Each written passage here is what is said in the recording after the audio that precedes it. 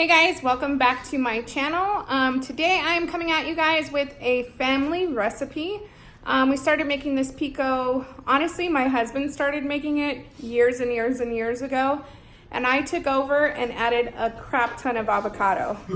So if you want to have the best pico at the barbecue, just follow along this simple recipe. I'm actually doubling the recipe. I always make a really large batch. I'm going to have it all in the description box below, but you can just cut it in half and you'll get the exact same flavor and effect. The good thing about this recipe is you can go more quantities, less quantities, depending on what you need. But it's going to be a hit at every barbecue you go to. So keep on watching. Okay, so the ingredients you need for your pico are going to be, like I said, I am doubling the recipe. So this is going to be actually a lot. Okay, so you need 2 bushels of cilantro. 4 Serrano Peppers. This actually makes it really spicy, and if you don't like spicy, you can either do 2 for the really large batch or like maybe just 1 or none. It's really going to be customizable to what you like, and you'll notice that within the onion because my family, we're not onion eaters, and you'll see what I do about that.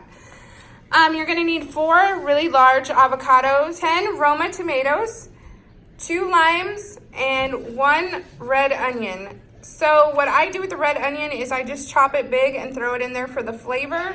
But if you actually like the crunch of onion and you like to eat the onion, you're going to want to chop it up into small pieces and throw it in there.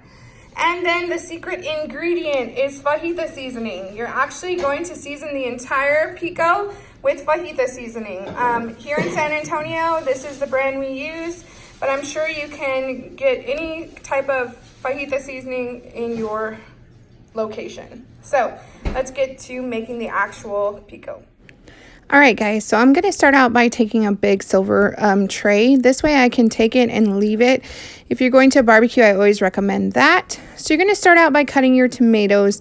I just diced them. Clearly, I didn't have a very good knife here, but I'm just going to take each tomato and dice them up into, I mean, honestly, whatever size. There's no rhyme or reason to this. It's just sort of a hodgepodge of goodness that turns out amazing. So then I have all my tomatoes there. I'm going to start next with the avocado. Now, the way I slice my avocados is to cut them in half around the seed. Then I just kind of chunk that seed out. I'm going to go long ways down the avocado, through, not through the skin, but to the skin. And then I go the opposite way to dice the avocado. This makes them the perfect squares for eating. And I just take a spoon and scoop it all out. Now, you don't have to worry. See how it's in clumps? When I go back in and stir up the avocado, it's going to break up those clumps. But I don't worry about doing that until the very end. Okay, I'm going to dice up that other side of the avocado. Like I said, you want to be careful not to go too deep because the knife I had actually was going through a little bit, and you can kind of feel it against your hand. I mean, you're not going to cut off your hand. Just be cautious of that.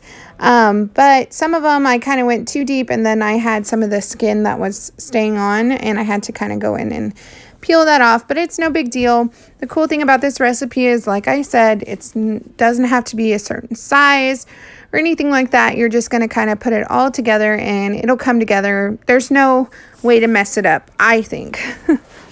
So after I put all my avocado in there, next I'm going to go on with the cilantro. Now I just rip off the top of the cilantro and I'm just going to chop through this. This part can get a little bit messy, but all I do is chop, chop, chop both ways. Make sure I get them nice and small. And I actually, for this recipe, I was using 2 bushels of cilantro. See right there, I hit my knife against the pan, but no big deal. Next, now here's where I go in with the onion. Like I said, my family and I were not big onion eaters, so I just kind of cut off a chunk of the onion, and I'm just going to slice that, not dice it, because like I said, we don't like to actually eat it. And I'm just going to sprinkle those slices around because it'll give the flavor of the onion, but you don't actually have to like crunch the onion. I've always done this way, even with other recipes, just to kind of incorporate onion, but not actually eat the onion. I don't know. We just kind of don't like it. My husband used to be an onion eater, And he claims I ruined him because I was like, ugh, onions. So now we do it this way.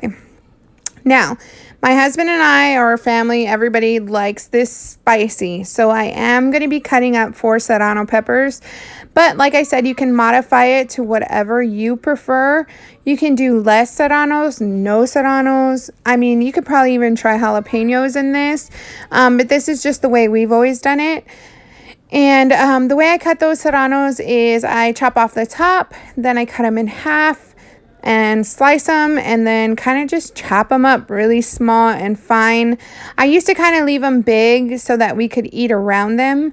Here's the process. And but now that everybody kind of likes the spicy, I do finely chop them so that you can get a few pieces in each bite.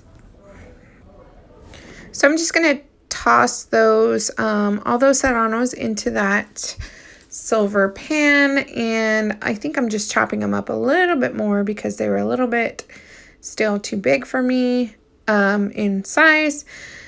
And I guess this knife worked better. So I'm just going to put all the serranos into the pan, and then once I have all of that in there, I'm going to take 2 limes. I just cut them in half. I put them into the juicer, squeeze out all the juice all over everything. You can always add more lime. This gives it a ton of flavor. And I'm not really a citrus type of person, but I do enjoy having the lime in this recipe because it really helps bring out the flavor and give everything a really good fresh taste. So that's my second lime. After I get all the lime juice in there, I am just going to take the fajita seasoning, and this is my magic trick or my secret ingredient. I really put plenty of this because it's going to give all the flavor.